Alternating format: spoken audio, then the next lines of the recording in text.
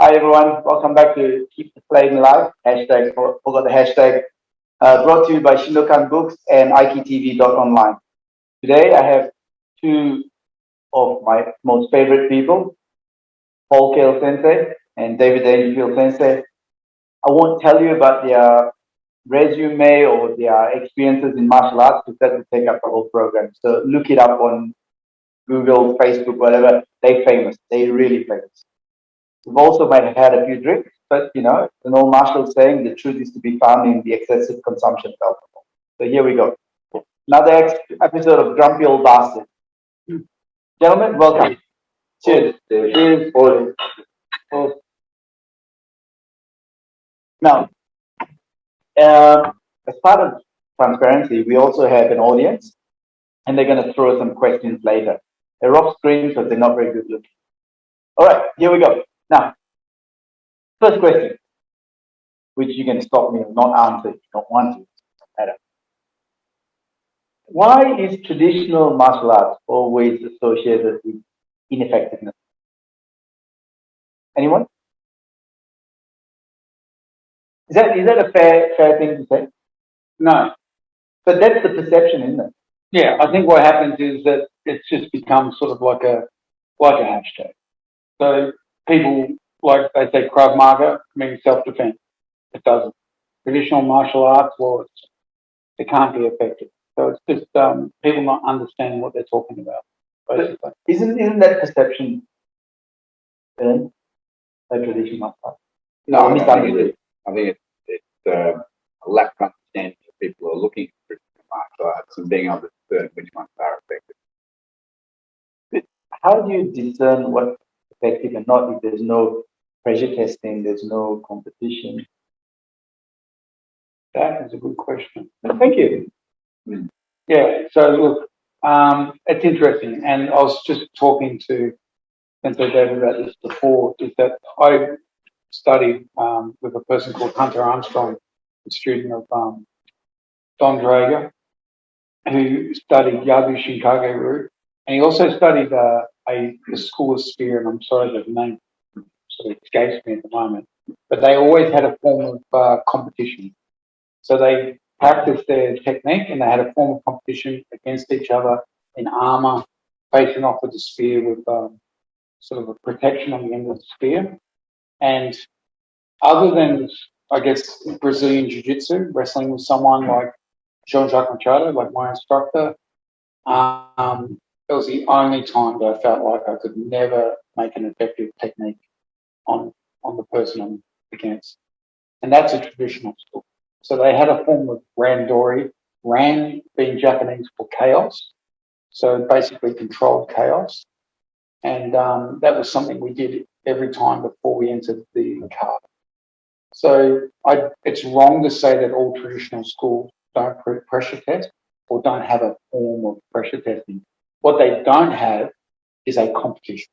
They don't have an Olympics. They don't have, let's all get together and have a spear competition.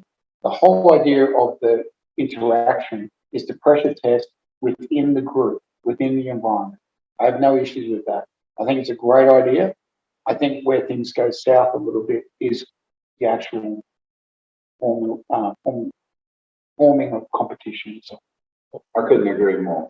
So I think my experience of Shinto Muso has been that there is pressure testing and it is never ending from that. It's just is constantly pushing testing. And it's as Paul said, it's because people expect that to be a competition. There can't be a competition between Shidashi and Korea set up. That's just not how it plays out. And who says competition is good pressure testing? I don't think it's good pressure testing at all. I think real life is pressure testing. Combat is pressure testing. Self-defense situations are pressure testing. Competition. Okay. Competition is a sorry to interrupt. Competition is one element of what you can do to pressure test. That's all it is. You can never have the live battle because it's a life and death situation. And you can never do life and death without someone dying. So your training is always elements of that struggle. And an example of that is when Yadu Shinkage invented the Shinai. the bamboo shinai, which has a leather casing over the top of it. So if you look at the live blade, the block end, and the shinai, it's all three are in play. You need to draw the live blade to know what it feels like. You need to use the block end for the weight and so forth, and you need the shinai to be able to hit and enter with intent. And in the modern battlefield training, we do exactly the same thing. We have live rounds that we shoot at targets. We have paint ammunition that we shoot at each other. We have blank ammunition that we use for the noise and the carry on and so forth. Different ammunition with different forms of training to create an overall understanding of the battlefield. And the Koru do exactly the same thing. Different forms of training, and all of the sporting stuff like kendo have literally come out of the development of methods in which the old styles could practice pressure testing each other, and they've turned into a sport. It's a very different thing. Okay. I always say, sorry, go on. It's true. It's true, right. With kendo, you bring in the shinai, bring Koru, you bring in the armor, and that's where you can just so easily slide over into something. And now you're aiming at all the wrong points. Yes. You're aiming at all of the points that are armored, rather than the points that are not armored, which is what the old styles would work on, attacking the points that lack armor, things like this. People would take risks with it, Correct. That they would never take the risk. Correct. So, because the consequences aren't as great. This is my show, guys. Come on. oh, sorry. I'm famous for saying, we'll come back to that, which I never do.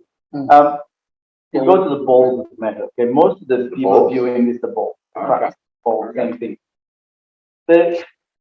Most of the viewers here are Aikidoka. Yep. What Paul, you were saying earlier, you were talking the martial relevance of Aiki. English not my first language.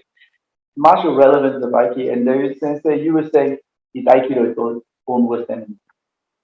What? Yeah. Okay, he said, I'm not sure. Someone said. We all agree anyway. Why is that?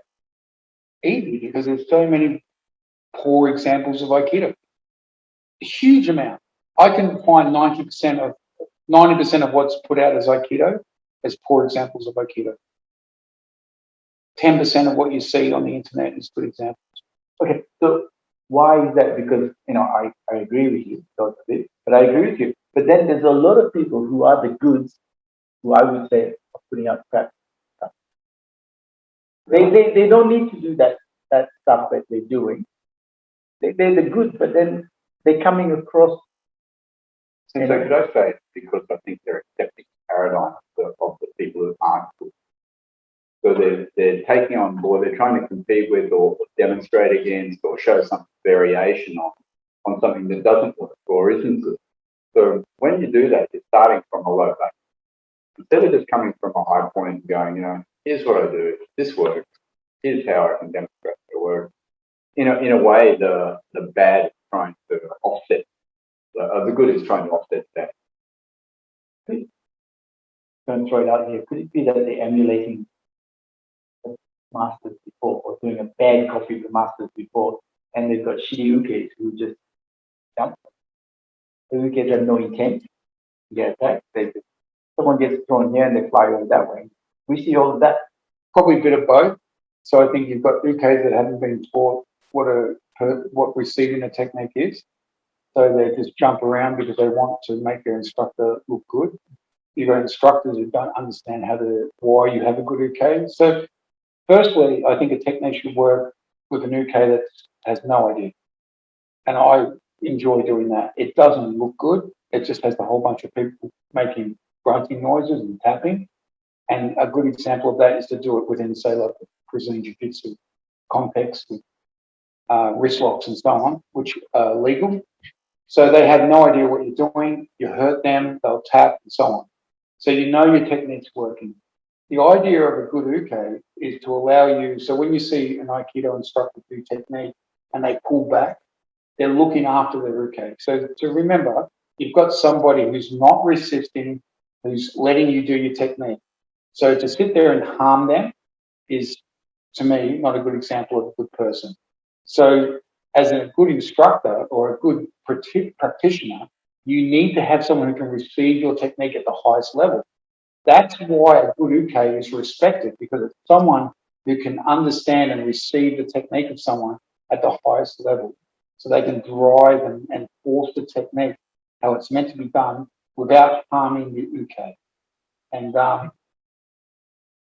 also a lot of Aiki technique, when you look at it, and I was lucky enough to meet Kondo Sensei of Daitaru, Aiki Jiu-Jitsu in '91. And he explained that a lot of what you see in Aikido is cushions. So the way that Daitaru teaches their technique is they show you the technique with cushions. So you don't understand the true example of the technique, you understand the mechanism. And then as you're deemed to be worthy of the higher scrolls, you're shown this is how you make the technique damage someone. Aikido, in my opinion, modern Aikido, is just a whole bunch of cushions, a whole bunch of techniques that are nowhere near what they are meant to be. So no one gets hurt. You got ukes who have no idea why they've been jumping around the place, they're just doing what they've been taught. And it's just a poor photocopy of a photocopy of a photocopy of something that was once effective. Point the Sensei Paul made about there's a point there where Gendo Budo can cross over for you. And it was around where you get checked by people. So if your Ichidachi is not just a good receiver of the technique, but it's a person who can instruct you. You want to explain, because you've got Aikido there, you want to explain what this means, this term? Okay, so Ichidachi is uke, but literally it means the person using the attacker. So the attacker. Which is normally in the old school the instructor. The senior person. So and the reason for that is that they're observing your technique, feeling it, and if you're making a mistake, putting the effect on you. Whereas Aikido, it's the lower grade person attacking and receiving. So it's slightly different. So and it's not good or bad. It's just they give you, there's value to be expected from each thing. So when you're throwing a person, you'll feel the value of them being able to move with your technique. Like feel smoothness, and you'll be able to accommodate that. And you'll learn about where your body is and whether the technique's working. With Uchidachi, when you have a senior person on the sword with you, your attacker, they're not just receiving, they're instructing. They're teaching you through their resistance points and through the holes. That's the place I can cut. That's the place I can cut. This is the place where your technique is flawed. And so they'll show you that. It's not just receiving the technique. And I feel like there's no good or bad there. It's like just a line. And there you can pass along that line between Gendo Budo and Koryu without judgment, no good, no bad. We don't do that. So there's the connection between Gendo Budo and Koryu is broken too long. So people don't experience it as a seamless whole. And the other thing too is I think ukes, they can be bad for a stay or tori or whatever you want to call the person initiating the technique. So they can, like, I got to a point where I'm throwing people, like I'm doing judo or I'm doing a technique, I want to throw you. And then I get someone who's used to being a Aikido uke, and they're gone before I've done the throw.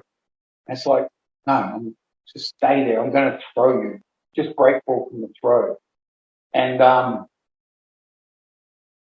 that made me think too, because have a look at some of these older instructors where people just, fall over and so on for their instructor, wanting their instructor to look the part and not so that, they respect their instructor, you know what I'm saying? Mm-hmm. They want to be a good uke, but they're overdoing it. Yeah. And also their instructor is getting older and older and, I do this and people fall over and they almost play off on each other. Yeah. Cale Sensei at some point said Aikido wasn't about actually throwing people, but about breaking the balance, being the more important thing. Maybe I'm paraphrasing what you said, but to go back to what you said, you used to smash music, and now you don't, because they're there giving you their body. So, is it fair to say you get falls when they're losing the balance, or they should wait to get there? wait till they get strong. Look, I think for the uke, I think the uke is as much as a mental struggle as anything else, because I think there's a couple of things that comes into play. The uke respects the person that they're uke for. They want to not get hurt. They want to not have their instructor be seen as ineffective. So I think there's multiple things going on. So they're trying, I don't want to be harmed. So this person has a tough background. Like say someone who, everyone that you meet that talks about receiving technique from Takano Sensei, they're like, everyone's nervous about Takano Sensei. Yeah. You know what I'm saying? Well, you know, you and I took together Mariam. No, I think he launch you. Yeah. And Well, it was different. no, getting hurt or not getting hurt, but he would launch you. But it never entered my mind. I had a blank. I understand. I had a blank mind. Yes, and that's probably why you are where you are. I don't think that's Because I have a stupid mind and blank. yeah. Well, you just go no. You might just go. I want to feel it. Do it to me. Yeah. And But again, I don't think that's the general take of an UK. I think there's a lot of people who are UK, and the other thing too is have a look at Shirley Sensei. Have a look at how many people. Look at the older stuff. He's massive people, and then the stuff now, not now. Sorry, it's obviously passed away, but the latest stuff he does this, does that. What sits in people's minds is, I'm not going. He's tearing this off. Mm-hmm. You know what I mean? It's almost like they're going too early to make, and I just don't know how that fits. My issue is this. If I can grab someone and go, I'm going to do Kotegaeshi to you, feel free to stop them. And you can't, I'll go Kotegaeshi. Now, I don't mind if you flick around with that, because I'm going to tear your arm off if you don't. And if you resist even more, I'm going to use a 10, which is how the technique's meant to be used. So, you know what I mean? Like, it's okay. Now I can demonstrate the example of it. It's all right, we'll come back to it. yeah. No, you won't. You just said you won't. Yeah, you won't. See? Again, we'll come back to that. The psychology. Keep an eye on that. I want you to track that. Everybody will. Audience, track that. There is actually an audience here, and they're tracking them. So It's come back. your goal. Have a sit. One of the big things that Cale Sensei is talking about that is missing fear. It's pretty People think that Thank you, sir. fear is a bad thing, and so it should be absent in martial art, it should be absent in Aikido. First thing that should be present. Here's real. If there's no fear, there's no strength. Correct. And I think, okay, there's no fear. There's an assumption that they will look after them. And say, I'm not going to hurt you. So there's some, yeah, I see it all the time in the demonstration. They're not scared anymore. Nobody's scared. And I think fear is a great place to start from. Because if you don't start from there, you can't control it. Okay, I'm not going to come back to that, but I'm going to move on, right? Yeah. So, all good teachers are guilty of this, me included. So, not that I'm a good teacher, but we were basic. We were, all three of us were smashed around, right? When we were younger. That's where we started teaching. We started to find a better way to teach. We start to teach our students along those better ways, and we don't push them anymore. You don't hurt your UKs apparently anymore. But is that right? Is that building strong spirit? I'll put it this way: in the Oshinkan in the 80s and 90s, I was scared, genuinely scared. I'm not half as good a UK as I was back then, and I'm not scared if I go to any of the top levels. What's that say? Yeah, it's not good. I don't think that's good. Because fear, it creates that initial reaction of the human body, which is to get the heart rate up to that 115 beats a minute. So you're working in your optimum level, right? Once you go beyond into 145 beats a minute, you lose your cognitive processes. So you're overwhelmed by the stress, right? The whole idea is to be at this heightened level, but it can't be sustained for long periods of time too. So what you really want, and I would suggest this is what demonstrations are about, is giving people, they're in front of people, they've got their instructor, now there's that fight. For both of them, for both the Shay and the Uke, right? It's a hard one, right? Because if it was easy, I wouldn't ask it. Yeah, because look, I guess my mindset has changed since doing randori. So I like the term randori as opposed to rolling. Rolling for the jiu-jitsu people in the audience. I don't need to do a lot of pain and suffering to put people in bad positions. You know what I mean? So I think that taught me a lot, that I could maintain calm, control, and put people in very bad positions and inflict pain, but control it and release it. And so I think that had an effect on how I look at staying okay. Maybe age as well. I just think as time goes on, when I was younger, as you know, I was fairly hard. Like my expectation was what people did to me is what I did to other people. Yeah, but I do it. I'm different. I do it different. So, the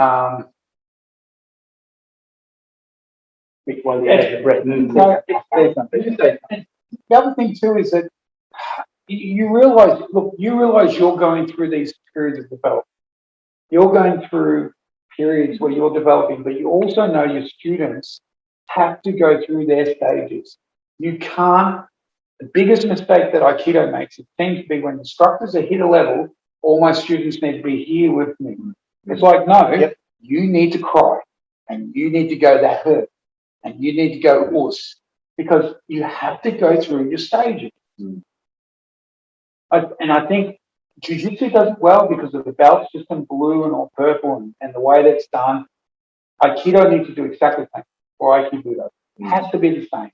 These students have to suffer before they get up here. And if you just go, oh, no, that's okay. It's like what parents X-Gen does with their Y-Gen children.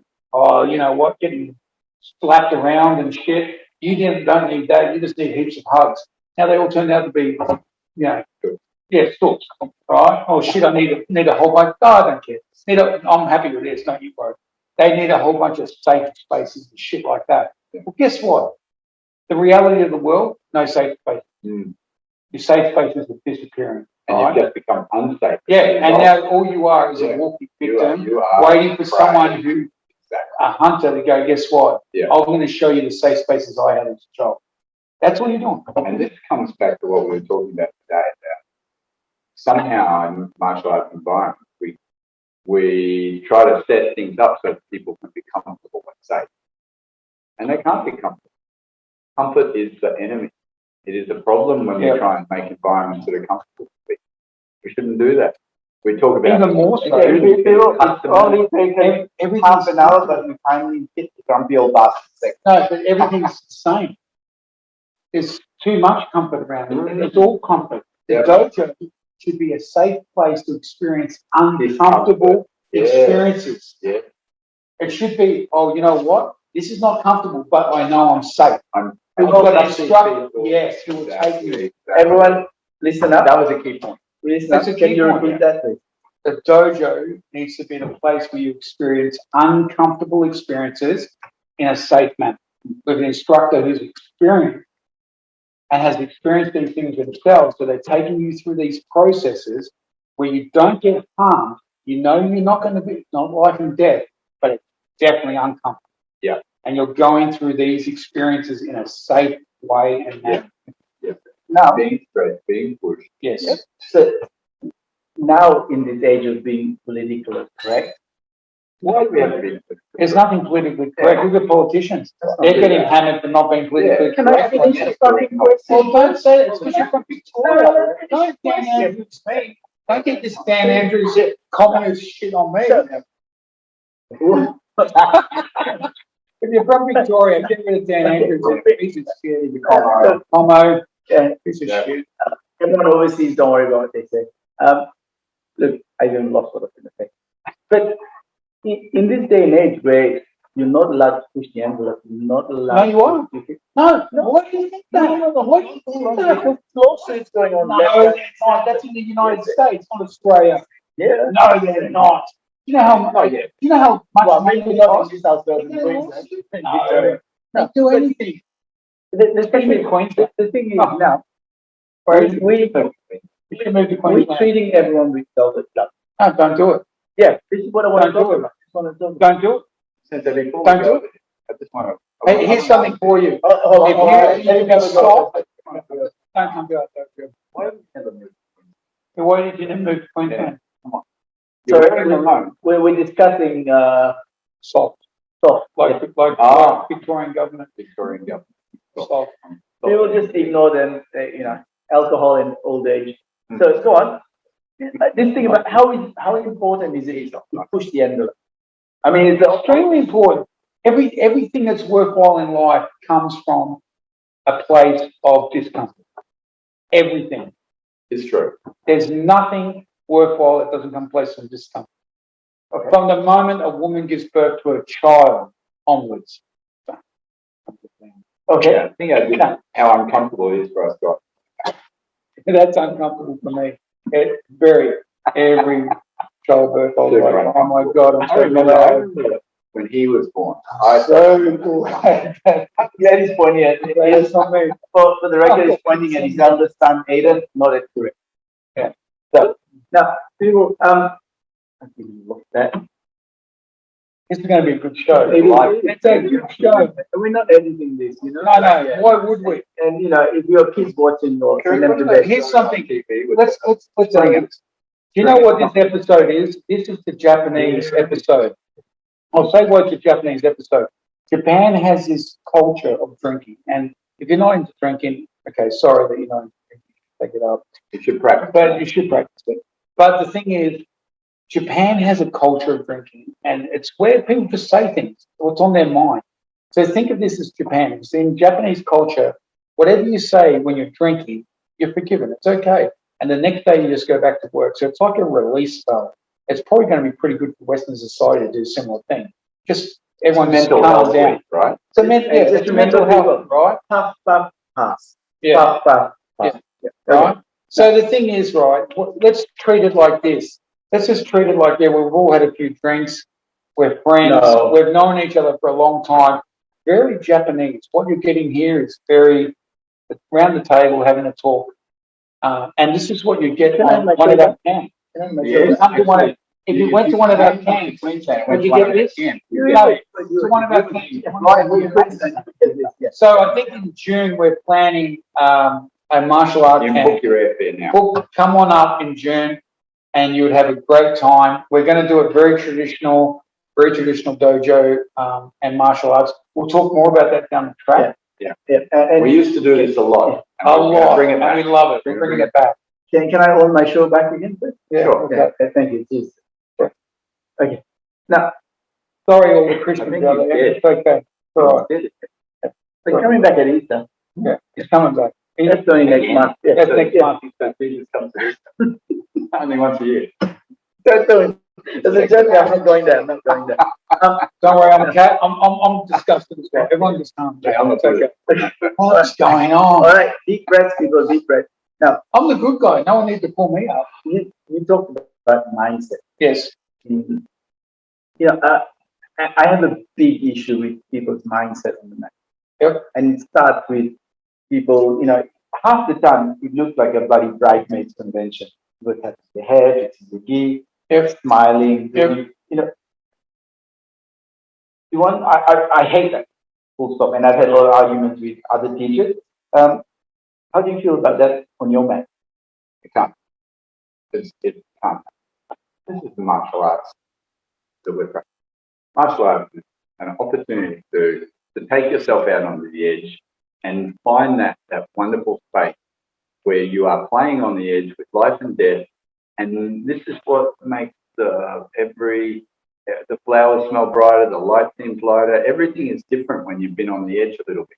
I study martial arts. I also ride motorbikes. I often ride them way, way, way too fast. And I do that completely deliberately. No, I do. I do it deliberately because I want to challenge myself. I want to get on the edge.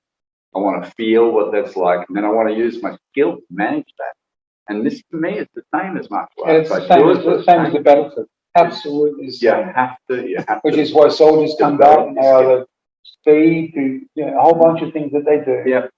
Because they're looking for that same buzz and effect. Yeah. And you're exactly right. More than even just buzz, isn't it? It's also knowing. But it's the fact that you used your own skill to stay alive. Yes. The opposite to what this country Nothing wants from you. everything's got to be safe, everything's OH&S. No, it's about, no, I can keep myself alive. Mm-hmm. I can use my own skill to stay alive. Come back. And that is something that every human should be able to do. Mm. But we're all deprived of it because we all have to be safe. Risk averse, whatever. There's a And if Budo's risk averse, it's not Budo. So how do you relate that to me saying to someone, don't smile on the mat? Easy. Well, Don't smile on the mat. Welcome to this. Reason. Easy. Show them why. It doesn't take long. Hey, you know what? It's funny that you have a smile on your mat. Out you come. I'm going to show something on you. I guarantee they won't be freaking smiling. Why? Oh, because they're going to get hurt. Why is it? Guys, you've been drinking too much. Why is it important not to smile on the mat? Because you're focused. Your mind is focused. Look, okay. Let's put this into context. Sometimes they're smiling. Sometimes they're smiling, which we've done because we've done involved in a technique or something that's like you got something out of it. You just went, oh wow, like you felt and you had that smile of whoa, and you experienced something together. So you had a shared moment. So there is smiling, but smiling when there's nothing going on, like some weird shit out of what's it? You know, the cat out of it goes down the rabbit hole. Alice in Wonderland, smiling cats and stuff. Like, no. If you're just that's just weird. Yeah. And there are moments. As Paul said, there are moments where you look at each other and go, "Wow, that was cool. You got me, or you threw me, or you did a technique, and whatever it is, stuck a spear in my neck. Whoa, that was good." Yeah. There are moments. I agree totally, but that's different to just sitting there and acting like a bunch of, tourists, martial art tourists who have turned up to a dojo to have a tourist experience. Yeah. You know what? Not in my dojo. And if you think you're going to be a tourist in my dojo, it will last one lesson. Guaranteed, one lesson. And so I don't have many students. One lesson. So I did an article a few years ago for Blitz magazine that said Budo is not a hobby. Now, of all the articles that I wrote, that was the one I got the most pushback. And it was also the one that I pushed back hardest on. Usually I don't care. But that one I said, it's not a hobby. It's never been a hobby. You want a hobby, go play tiddlywinks or do something else. But do not step onto a martial arts mat. If you think this is a hobby, then you are in the wrong place. Okay. Now, you were talking earlier and we were talking about mindset. What dictates a hobby and what dictates seriousness? The number of times you train or the mindset with which you train? Mindset. Just that. But then you will find that the people who come in least frequently have the most hobby-like attitude.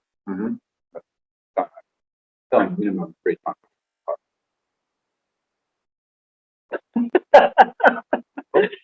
Okay. That leads me to my other question. So, that's hard. Okay. All right. Yeah, I'm glad it wasn't me. It's not me. I didn't say that. All good. I can't do it. Yeah. Sorry. Money versus principle. Oh, fuck money. Here's the thing. As soon as you second swear word. Oh, sorry, second swear word. Okay, I think that's what lets us all down. As soon as we make it an industry, I can't stand that word. Industry thing. Yeah. Oh, it's the industry. Fuck off industry. Yeah. Good on you. What you are is literally, when people talk about McDonald's, I'll tell you what they're talking about. They're talking about that kid with his greasy little uniform, getting his little fucking burger and flopping it and going squeeze, and the other one and check, and bang, there's your burger. If you want to eat that shit, Lily, he's not talking about you. No, that's fine. No, it's different if you're working there, if you're working your way through to learn what it is to have a job. But what I'm saying, eating there, right? It's just like, oh, okay, no worries. As opposed to going to a restaurant with a chef that cares about the food, creates stuff, totally different. So the attitude of that kid, not even knowing what the fuck it is he's making, it's like, oh, burger, so I put this together, squeeze, throw it down the line. That's funny. To the chef that's making a meal. That's the difference. So you can go and see a chef that will dish up what Budo is for you, who costs you money because they are a chef, and therefore the entry is a higher standard, or you can go to everyone turn up here because it's for everyone. That's another thing I can't stand. Martial arts is for everyone. Judo is for everyone. No, it's not. No, No, it's not. There are Japanese Judo wasn't for the peasants. No, sorry, not for them. It was for the samurai, the warriors. If you have a warrior ethos mindset and you want to explore that, Budo could be something for you. But quite frankly, if it's for everyone, if that's what you produce Big Macs and you produce quarter pounders and you produce shit. And I have no interest in it. Fill your fucking boots, but I will stay where we're making, high-end meals. I want to touch on the point. It's a really good point. At this end, what we do is we get it wrong. At this end, we think it's going to be a hobby, and they think the opposite of a hobby is industry. It's not. The opposite of a hobby is serious, not a money making industry or sector or something like that. So yeah, spot on. One of the best martial arts schools I know, a friend of mine, Dan Higgins, he runs it out of his garage. He charges me money. That's not his job. He runs it because he runs it like a Budo, and his people are incredibly good fighters. Incredibly good. But he has absolute demand on everyone that walks into that place. Demands. Like, you behave a certain way, and you're in my dojo. That's in my house. Like, it might as well be an Okinawa or something like that. Doesn't care about the dollars. He can't. He's got people wanting to kick his door in to train with him because of the level and what you're getting out of that, as opposed to shit that you can get from every second martial arts school down the road. Well, I'm guilty of that because I say Aikido to everyone, but not everyone should do Aikido, mind you. Yeah. But I open my doors for everyone. I charge. That's fine. And I choose to put my money where my mouth is. Yes. And I'm paying the price for that. Okay, can I say something on that? Yep. If you look at, I can't remember his name. I feel disgusted because I can't remember his name. What's his name? You'll know. The head of Katori Shinto Ryu. Yes, thank you. Good, thank you. He says that he never denies entry, but he never chases anyone that leaves. Here it is. You want to enter, it's the rules, follow the rules. I won't deny you entry, but you will follow the rules. And if you leave, it's choice. Never chase you. I'm that's how But you need to be in a financially viable position with sponsors. Maybe Thambu Sensei inherited the dojo, etc. Absolutely. To be able to say that. Yep, I think so. Because I'm not in a situation where I earn my money, my living out of martial arts. My experience creates my living, but it's not me teaching people that keeps me going. You're probably very similar yourself. And you're in a situation where you're full-time martial arts instructor. So it's a difficult situation. I totally agree.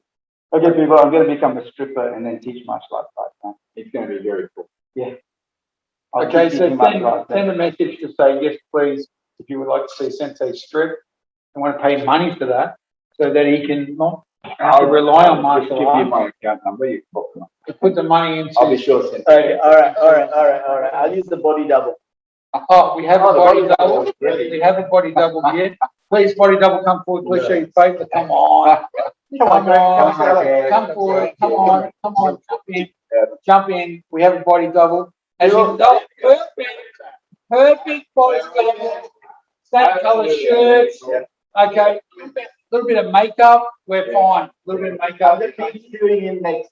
Very soon. Yeah. Very soon. With no alcohol. Yeah. No alcohol. That'll be very boring. Yeah. It's going to be so boring. You're going to love it. Okay, let's get back on track. I use that term very loosely. Okay, now downgrade. Downgrade. You were having a pitch before about. I don't think I said it. No, yes, you were, but never been. BJJ downgrades and Aikido downgrades or traditional downgrades. Showdown, value of black belt. Yeah, I think Showdown's like entry. So my take on Showdown is exactly what the term means. It's not each dan. It's not first degree. It's Showdown, beginning level. It's you've entered the school, and then as those levels, they need to be tested. The Nidan, Sandan, Nondan, they need to be tested. because they're very serious levels. Brazilian Jiu-Jitsu does not think like that. No matter what anyone wants to say or whatever, you're wrong. Okay? Brazilian Jiu-Jitsu does not think like that. Everything is about getting to black belt. Once you're at black belt, then it's your time as a black belt that degrees work. There are people trying to change that, but the fact is that is not how it started, and that is how it operates under the IBJJF. So I think the levels in black belt are very important, and I think the downgrades are important. What saves BJJ is probably how long it takes to get to black belt. You know, like if you're a purple belt, you're probably already knee done in a traditional style or Japanese style of grading system. So that's probably what saves BJJ. But still, you know, the downgrades should mean something.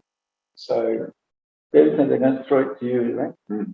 Downgrades versus title, as in the mystery and in Korea. Has something been lost with the advent of downgrade, or what do you think? Which is better? It doesn't. There's no better or worse. Nothing has to be lost. It gets lost when we associate it with time instead of effort, with time instead of achievement. Not everybody should get a "thank you for coming" card. You know, oh, thank you for coming. Here's your first year. Thank you for coming. Here's your first. This isn't how I thought it would work, and I think it's become pointless. So it doesn't have to be wrong, but we make it quite stupid. The Koryu concept is one of everybody can practice, but they really are. It is a total meritocracy. So you get your okuiri if your master decides to take you as a student. Okuiri is not a license; it's a promise to take you through to okuiri. So they dedicate themselves to you, and you dedicate yourself to them. It's a relationship gets formed. Beyond that, shomokoroku, gomokoroku, things get tied in. So these are also, you could say, not technical proficiency as such, but just that you're kind of signing off on a section of the syllabus. It's not saying you are so proficient at a particular level. It's just you have completed this level. So proficiency is not so much there. It's that each level or each stage incorporates some really key points. And therefore, it would be the practice. It would be the practice that creates the proficiency yes, of those levels. So in other words, there's something. And there's no time associated. No time associated, but for you to complete those levels, you have to practice a certain way that then covers off on what you would have expectations. And your teacher has to see that. Yes. He will be training you, and he has to see it and feel it from you to go, that's it. Okay, all of you running dojos, testing people, remember what David Dangerfield Sensei said, it's not about time, it's about effort. It's about, to some extent, achievement as well. It is mainly effort. It is achievement. And isn't it okay? You know, I think I'm going to say, if I ever played a musical instrument, you'd all run cricket. Definitely. I have absolutely no skill, but I actually like the idea. And maybe at some point in my life, when I've got spare time, I'd like to play a musical instrument. You're running out of But time. if I'm only 44. I'm going back. If somebody came up to me and said, "Oh, you know, if you pay this much, I'll give you a license for this guitar that you're learning," I go, "Fuck off. What's the point of that? I want to do it for my own sense of enjoyment as well." And so getting a license just because I'm doing something that I enjoy or grading would mean absolutely nothing. That's a good analogy. Okay, so there's a lot of controversy these days about, maybe not controversy, but controversy, about os. And some people say yes, no, some people say rude, it's synonymous with bullying in Japan. I don't think so, but you know, now I feel like a lot of BJJ dojos are trying to use os as well. What do you think? My experience of this is, of course, I grew up in the Oshinkan, and us was everything. So it's the statement of who you are, the way you say us under various circumstances. And it means a lot to me personally. When I started Shinto Musoryu with Nishioka Sensei, he came from a different tradition where us was not something that was said, and so certain people said to me he would be offended by it. Well, I thought, well, I've been around him for about 3 years now, and I say us a lot, and all my students say us, and he's never shown offense. So when that was suggested to me, I spoke to him and said, you know, Sensei, what do you think of this idea of us? And he said, why do you say it? Out of respect, Sensei. I want to show you my respect. That's why I accept it. But it's not what you say, how you say it, and why you say it that's important to me. And that was the end of the conversation. And so I think that, to me, that's at the heart. It's why you say it and how you say it.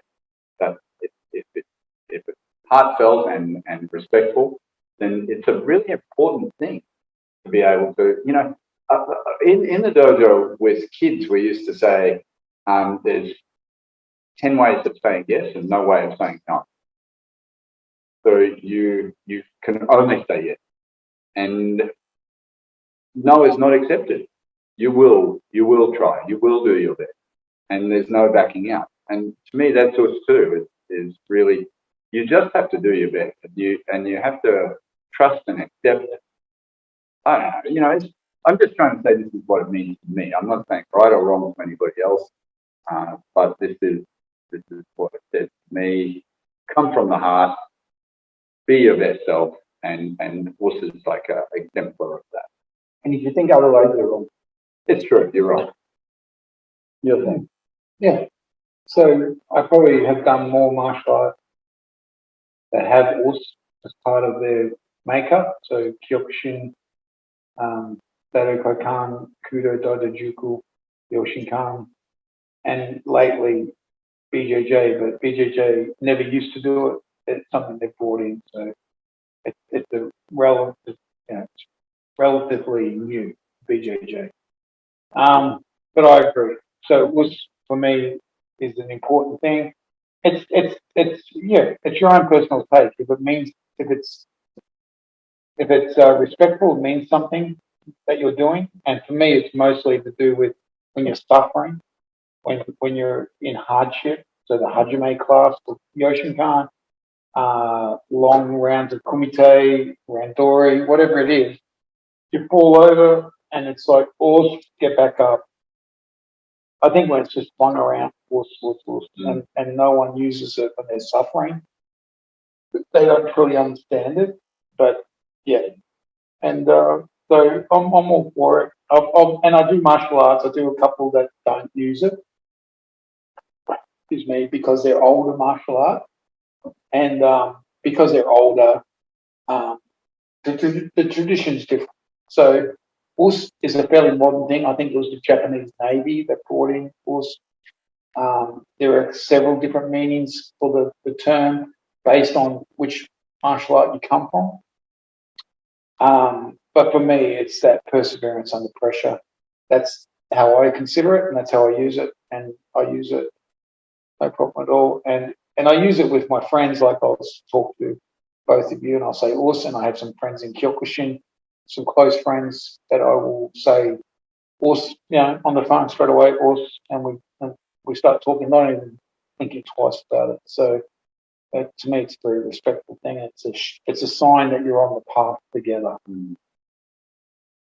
For me, when I was a kid, a teacher came from the Yoshinkan. His name was Cale Sensei, and he was the top. He said he Shihan before something else. And I was pretty young teenager, maybe 14, 15. And he would just throw it around like there was no tomorrow. And then he started one day, gave us Japanese lessons, how to count, etc. How to say yes, no, thank you. And then he said, do you want to know any words? And I said, how do you say, I'm tired? And he said to me, there's no such word in story. And later on, I came to discover that was what Post meant. That you were never tired, you never said no, you just did what you were told. And Paul Sensei is very clear to my students sometimes. You can say also all the time, but when you're tired and you don't want to be there, that's when us matters the most. And for me now, when I was growing up, os was the catchword. In the Oshinkan, in my uncle's dojo, in my dojo, it meant that I would try my best and never give up. Now the catchword seems to be Shoganai. It doesn't matter or whatever. C'est la vie, she'll be right. That kind of, the whole attitude has changed. And I think that's why I value also and the spirit in which it's said. So you don't want to be like frogs in a pond going, os.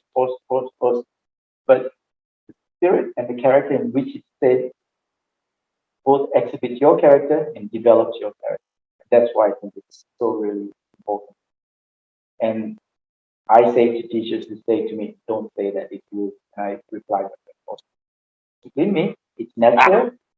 And like David Sensei said, they accept it. Because they know the background and they know from where it comes. Okay, so gentlemen, we throw it to the audience now. Aidan, you got a question?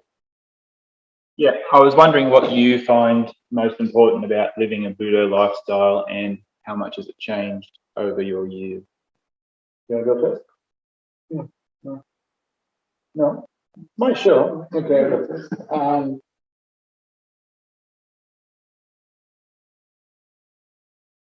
All right. So for me, so Budo initially was about self-defense. Learning to protect myself because I needed to, and then I joined the army, and it was just an extension of that. So for me, it's never changed, and even my army experience has been an odd one because I ended up in special forces when I was quite young, and stayed within that environment. So even when the army went through politically correct changes, special forces never did. There was always selection, you get people through. So it never changed. And so my perception of Budo, my perception of the world has never changed. I've sort of been caught in this sort of time lock moment where for me this is how it's done. So I have no interest in modern interpretation of Budo whatsoever. I have no interest in what people think Budo is. I only have the interest in suffering and understanding battlefield intent and the true understanding of Budo, and that's it. So does that answer the question? Yeah.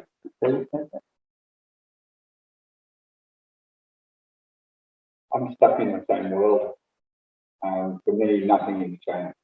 So from the day I first stepped on to, first 13, stepped into a boxing ring, 17, stepped onto a mat, nothing's changed. I'm locked in the same world because the beliefs have never changed.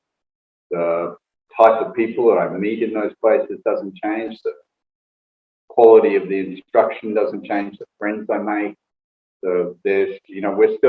we've all known each other over 30 years, and we don't see each other all the time, but we're still as tight as we ever were. And all my friends through Budo are like that. My principles, I just know them better. When I was a kid, I didn't know why I was doing it. It was because I followed my uncle and I followed my teacher and I followed my grandfather. And, these are your examples. And so you just follow them. But at some point I came to understand it better and realized I wasn't following them. They were following principles. They were following how to lead a good life, how to be a good person, how to do your best under all sorts of duress. Doesn't mean you always succeed. Sometimes you fail miserably, sometimes you do the wrong thing. I've done that plenty of times. But you get up and you go again and you determine to do your best again. So that's Budo for me. And so I don't know, maybe I'm in a time warp, but nothing's changed. That's because they're both dinosaurs. Yeah. But for me, Budo over the years has taught me the difference between someone who, as you could, living the life of Budoka, the difference between training full time and training all the time. If I trained all the time, tomorrow if I'm not feeling so good, I could take the day off, I could skip a class. But when you're training full time, you didn't have that. You dragged yourself from one class to another. My first time living in the Yoshinkan, to 6 hours of training a day. And no exaggeration. And you had to make all the classes, otherwise don't live in the building. And you had no choice. And if you couldn't do a class, you were allowed to sit in Seiza and watch the class. I'd rather do a class than sit in Seiza. So, it was the difference between commitment, and over the years, things have changed, but the sense of being is what Buddha has taught me. To be in the moment, do my best at that point in time with my God. And tomorrow, we'll get up and do this stuff. And 100% I've learned also that 100% can vary from day to day. But you give your 100%, give your best all the time. And for me, that's what force means. That's what my life is. And yeah, that's what Buddha taught me. Over the years, values have changed, things have changed, but that consistency has never changed. And I could be suffering from a migraine and throwing up or a hangover, as I have many times, but I will do the class because I tone it down and duty down to deliver. And he calls that time to talk about honor and duty. Okay. Correct. Yes, hello. You guys had a fun night drinking up, and you've kind of disappointed in the way martial arts has gone with a lot of schools and people and the way they're going to about it. So my question to you guys is, what are you going to do about it? Very great. Good time. Good time. And people, I asked them to ask that question. Anyway, look, the three of us have come together. I'm all about honesty and transparency. No point in being Very good. I studied, I practiced. so well done. They So told me not to say that, but I can't help it. all the way from Hollywood. I cracked that. And By the way, before I continue, you know what? It's a movie. I just want you to know it's a movie. It's not real. next interview is going to be on Kurek, from Hollywood to Palmwoods. Yeah. There you go. Yeah. Don't miss that. This is very good to say. Except for This this part. You'll feed me everything I need to say. Yeah, exactly. Everything you need. I'll tell you what your opinion should be. Yeah. But, okay, so now the three of us, we are going to set up an organization called Shudokan Aikiburo Renmei, which is about people who are interested in Aiki, martial arts, and who have the same mindset as we do. The idea is that we can help guide people, help people grow, and help people understand what they are doing better. Not to convert anyone, but to help people walk the path that we think is right. You guys want to add anything? Yeah. So probably the underlying or the underpinning thing for us all is the concept of Aiki, which I think, and we all think is greatly misunderstood. So our goal is to bring the martial context back to Aiki. And all our experiences are predominantly pre-World War II styles of Aiki. And we want to make Aiki relevant again because for whatever reason, and we spoke about this, it could be whatever it is, if it's not important to us, it disappears and you never hear about it again. But Aiki is always there. It always has something to show us in our endeavors, martial and daily living. So there's an underlying or underpinning formula that is worth investigating and worth being a part of. So that's what's important to us. And we want to share our, examples of it, come together so that we're sort of uniting this multitude of experiences and assist others who are following this path in helping them understand it in a martial context. Very good, man. You're welcome. Wisdom. Amazing. Maybe something you want to add to that? What Paul Sensei said is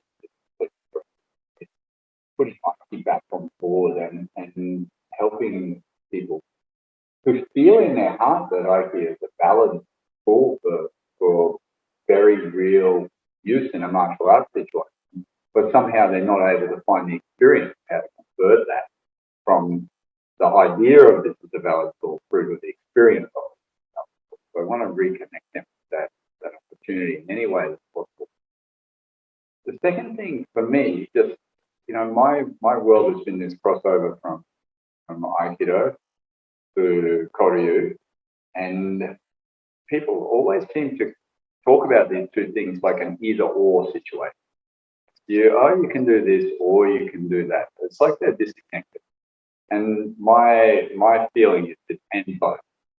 2 points on the same road, and that they should be connected. And so we've talked about that a little bit tonight. What I would hope our organisation can do is draw that path clearly for people again, and help people understand that they can move up and down along that from Gendo Budo to Koryu without, it's seamless. It's the one path. It's the same road. And there doesn't have to be a choice around either this or that, as if they are somehow in conflict. So, and Aiki is the thing that joins them.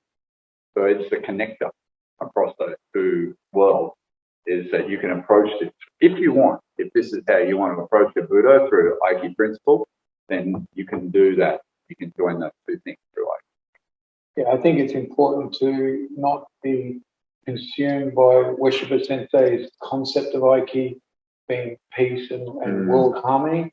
It's a fantastic endeavor, of course, but the martial context of Aiki is obviously not peace and harmony. It's a martial art, and it has a context similar to Ju in Jiu-Jitsu, and that's the thing that's worth investigating. I think what lets you down is when you go down the peace and harmony road and then try to make it a self-defense art. On top of that is obviously, it's a paradox. It's not going to work. So if you understand Aiki in a martial context, then you can get true answers to the questions you have. That's a big call to say that to negate what Sensei said, and not all of what he said, but what he said, and to again go against what a lot of the top teachers in Aikido expect. Problem with I'm big on those big calls. Yeah, big calls, exactly right. Paul is clearly correct with this. Why don't we just own the fact that a Moto Kyo is a pile of religious shit, and it can't be associated with martial art? We've just got to get that shit out of our head and get back to the root of the martial art that O Sensei was introduced to, which was Daito Ryu, if you want to call it, Daito Ryu Aikido, but whatever it was the battlefield art. And this Moto Kyo and the religious aspects, spiritual version of it, and the whole post, Second World War, Japan lost the war. It changed everything. So they had to hide everything underground for a really long time. And let's just not pretend that didn't happen. Let's just go, okay, that happened. And those two things are huge influences on modern day Aikido. Well, we need to get rid of that. It doesn't help you understand the art. That's pretty controversial, huh? A lot of people, I didn't say it. Well, Yeah, I'm all for controversy. I don't care. oh, okay, we're flying in the space of what everything is written about Aikido. Yeah, I'm not talking about Aikido. I have no interest in that. I'm talking about Aikido. Mm-hmm. I'm going to go earlier, Aiki Jiu-Jitsu. I have no interest in modern Aikido. No art that I've done came from anything post World War II. Everything is either 1920, 1930, and early 1940s. Isn't that just semantics to say Aikido? No, because World War II. No, because if you're Japanese and you lost the first war that your country ever lost in its history, being World War II, there's nothing that to be Japanese and to understand the effect of World War II on Japanese culture, it was as much a shockwave as the two nuclear bombs on Hiroshima and Hiroshima. And it was that big on Japan. Totally turned the country around. So no, and it totally changed the mindset and thinking of Weshiba Sensei and all Japanese in fact. So the answer to what you're doing was to keep it underground, or to make it a sport, or to make it some sort of religious following. And the fact of the matter is that did nothing but damage Budo. Okay. So all you Moto Kyo followers and people who love what O Sensei said, send the hate mail to them. No. Not me. Send it to them. you're probably not even watching this. So here you are, no issues whatsoever. And if you're into it, fill your boots, stay with the Aikikai, and enjoy yourself. Yeah. Have a ball. Enjoy it. Hate mail to them. Enjoy your There is no hate mail. Just enjoy it. You're going to face jail for this, you know. I don't care. That's a joke. I don't want to think that anyway. Yeah. No, and look, here's the other thing too, is some of the most hateful things I've ever seen said about Aikido people has come from Aikido people. So the other side of it is just, it's okay. Everyone just own their piece. Just, whatever it is that you do, make sure you own it. And for us, it's Budo. And this organisation is about the Budo of Aikido. If you're not into the Budo of Aikido, don't get involved. This will not be your organisation. Go off and do whatever you like. We're not here for numbers. So only come and see us if you're interested in understanding the martial context of Aikido. All right. Tamara, do you have any questions? David Sensei wants to know. That's my assignment. He was on camera as he was asking you. Yes. Proceed there. Okay. Gentlemen, any other questions? All right, before we wind up, you guys have had a lot of martial experience, right? And what would you say is your biggest influence? And perhaps your biggest influence in martial arts, and maybe a defining moment, if there is.